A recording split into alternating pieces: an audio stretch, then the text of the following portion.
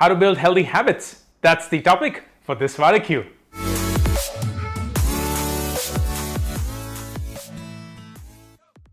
Here's the deal about habits. Our brains are hardwired in such a fantastic way that the only thing they're constantly optimized for is how can I spend the least amount of energy to get any work done. That's what the brain loves to do. That's what the brain strives for. So if you can get yourself to do something with the least amount of energy, the brain loves you. Now, what's the brain's way to get to this point? Form a habit. Go back to the first day you drove the car, the cycle, the bike, or anything like that. And remember how you were feeling. You were driving that thing and everything around you was happening vividly. You were observing the cow come in front, you were observing other vehicles come to you, you were observing other people, you were scared, you were looking at things, the wind was being felt and everything like that. And now, go back to today when you drive your car or your cycle or your scooter or your bike. It's almost like you don't even know that you're driving it. There are times when personally I would sit in my car, go towards a certain place, and then it's like, wow, I didn't even realize that I was going in the right direction because I didn't even tell my car that I had to get into that direction. It almost happened subconsciously. And that's the power of habit. That's the power where you're not thinking, oh, is my left foot on the clutch and my right foot is on the brake or the accelerator? It just happens because you're so used to it. So the brain has gotten you to a point where it's dispensing the least amount of energy to get any work done. Brushing your teeth, habit. Maybe sleeping, habit. Maybe eating, habit. Maybe watching Netflix, habit. Maybe scrolling social media, habit. And what you know is habits are in both directions. You can pick and make a good habit, you can pick and make a bad habit. And it's unfortunately the design of nature that bad habits are easier to form and good habits take a lot of effort. So whether it's losing weight, whether it's sleeping on time, whether it is not consuming social media while you're working, whether it's speaking to your loved ones on a daily basis, whether it is paying attention and listening to someone, all of these are good habits, but they require a lot of effort. So here are 3 ways that you can form good habits irrespective of how difficult that habit is to begin with. The first thing you have to recognize is no habit will get formed if your body has to resist and fight the change. The best thing about our body, our mind, our soul is it is constantly in survival mode. So if it finds you or the circumstances around you doing anything that gets it out of the survival mode, it will do everything to come back to it. Here's a great example. You are working out. Now, when you're working out, why is it that your muscles get built when you're lifting weights? What is the science behind it? The science behind it is if you're doing dumbbells for your biceps and you're doing it every day, you're lifting it with 5 kgs, 10 kgs, whatever, the muscles here are like, oh my God, this guy is lifting this weight every single day and it crushes me. Like I have no way of dealing with that weight. So now I have to build myself to be able to withstand that weight. And that's why if you lift weights every day in exactly the same posture, the same mechanism every single day, your muscles will get built because your muscles will know how to survive. That is how our bodies react. But if you were sitting on your couch, watching Netflix, not moving at all, your body's like, oh, that's awesome. I don't have to dispense any energy in surviving. I literally can switch off myself and go to sleep mode or lazy mode and the body will just be fine. So that's what it does. It stops burning the energy. It starts accumulating the fat because it's in that sleep mode, in that really zone. I need not to do anything stressful and just relax. And that's what the body gets to. It gets to survival mode. So if you want to form a habit, the worst thing you can do is to give your body a shock treatment. The worst thing that you can do is tell your body, I'm a new person tomorrow.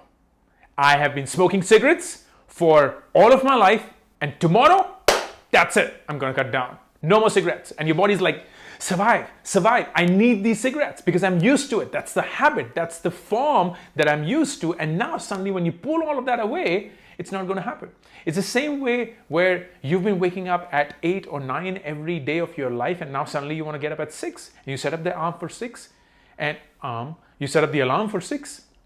And you, maybe get up the first day, the second day, the third day, but the body's like, God, I need to survive. I don't like this shock treatment, so I'm going to gravitate towards the natural self of 8 a.m. or 9 a.m. wake up time and do anything and everything that I can do subconsciously to tell you, oh, 6 is too early, don't get up at 8, get up at 7, get up at like 7:30, and that's what. So the first trick to forming a good habit is do not give your body a shock treatment. Make small baby steps. Take small baby steps. If you want to work out and you want to eventually lift, 30 kgs, 40 kgs, start with 5 and do it. Do it in a manner that your body gets used to it so that it knows that you're going to be doing this 5 kg every single day. And it has to adjust to it. It has to survive. And it will try and resist that 5 kgs as much as it can. But 5 kgs is something that it can tolerate. So even if it tries to resist, you can fight that back. But if it tries to resist the 30 kgs, it will tell you that it can't. And you'll be like, oh shit, I can't. And that's it. Game over. You won't be able to do it. Every single habit that you want to form has to start small, has to start with baby steps. And you do it because you want your body to get used to the new habit. The eventual habit that you're forming is a breakdown of mini habits. And those mini habits are the ones that your bodies will favorably react to. The second thing about building habits is about consistency and not necessarily intensity. It's consistency and not necessarily intensity. What I mean by that? What I mean by that is the following. You have two choices. You go to the first day in the gym and you're like, all right, I'm going to lose weight, 10 kgs this month, and I'm going to do anything and everything that it comes my way to burn my calories. I'm going to run for an hour. I'm going to lift weights like nobody's business. I'm going to do the squats. I'm going to do the crunches. I'm going to do every possible thing that one day itself. And that's the intensity with which you want to work. But if you're not able to bring consistency to that, there is no use of that intensity.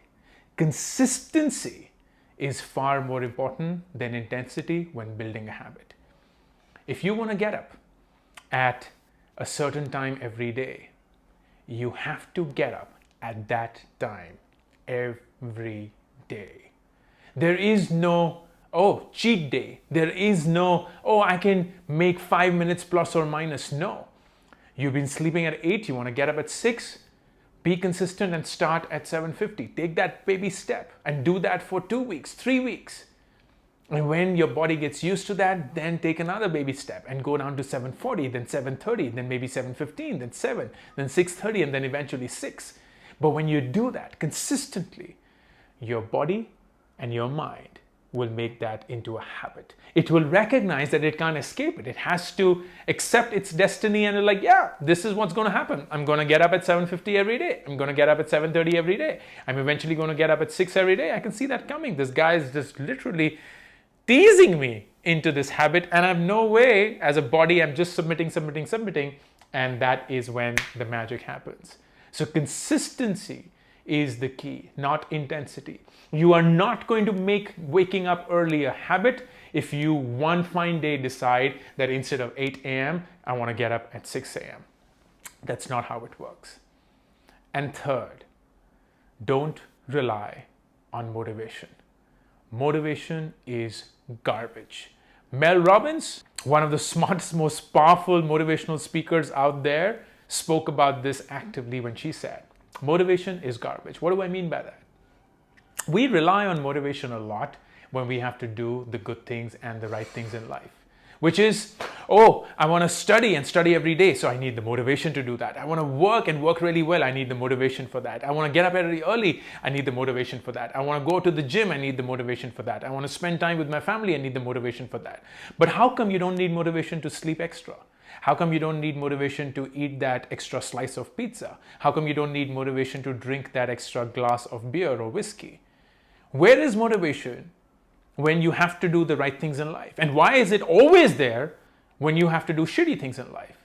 Motivation is a bad friend. It's the worst friend possible. And that's why motivation is garbage. Don't rely on motivation.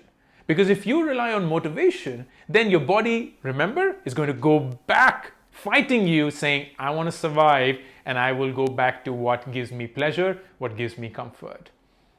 So if you want to, for instance, get rid of your smoking habit, your drinking habit, you cannot rely on motivation to say, I have cigarettes in my home and my office or at my easy disposal. I have alcohol wherever I can find access to it, but I'm going to rely on my motivation to not have it.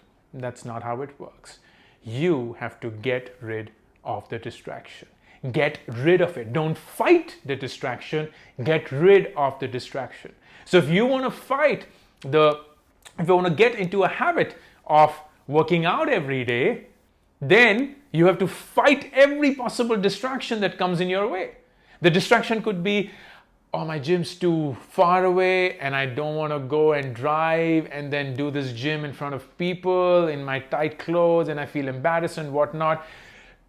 Forget that distraction. Take it out of your life. Sign up for an online class, sign up for weights at your home, eliminate all possible reason why you would not want to do it or your mind is telling you you should not do it. Eliminate all possible reasons for motivation to be your friend at that point of time. And that is when you make the first step towards completely committing yourself to the habit that you want to go through. At the end of it, if you commit yourself to habits, what they beautifully do is compound. You could decide, I want to write a book at the end of this year, or you could put yourself into a habit of writing every day. And if you commit yourself to writing every day as a habit, what will eventually happen is that you will not write just one, but several books in a year. But if you plan and give yourself the target, the goal of writing it, you may or may not get there because you never formed yourself into the habit of writing for what is it that you wanted to achieve. Habits is the best segue for you to surprise yourself with what can happen.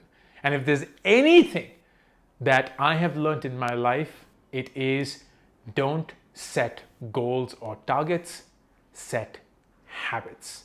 And this 3-step process is your first step towards building the right habits. Until next week, I'll see you all.